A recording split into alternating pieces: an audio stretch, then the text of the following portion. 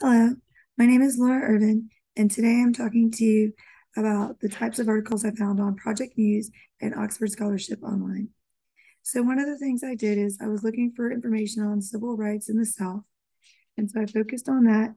And then, like, what roles did leaders play in civil rights in the South? The first article that I found was Project News, and it's Georgia's Scene, 1964 by John Beecher.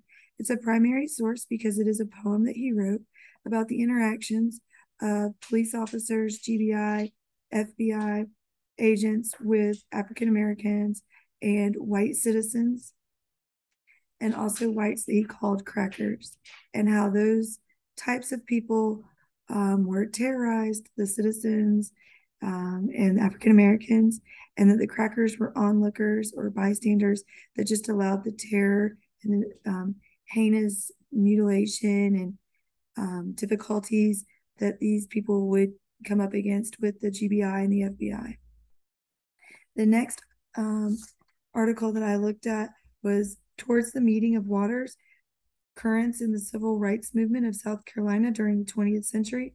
And it was a collection of different essays that they had gotten together after viewing different types of information like charts and texts about race relations in South Carolina. It focused on different things like what lynchings. It talked about how the state was had a reputation for moderation and how it focused on those types of essays and debated that within itself. The final article that I looked at was The Lost Decades of Civil Rights by David L. Chappell. And he focused on how between 1960s and 1970s, there was a discontinuity of civil rights.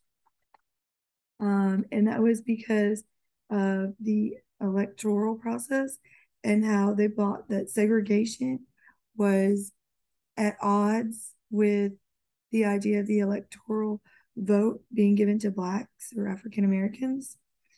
And so he focused on how leaders reacted to the ability to have that electoral process and then their ability to attempt to find segregation in the South and how those didn't always seem to be the same.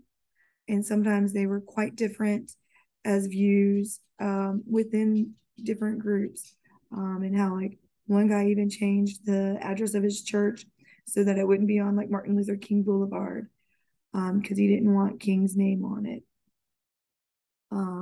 as the head of the National Baptist Convention.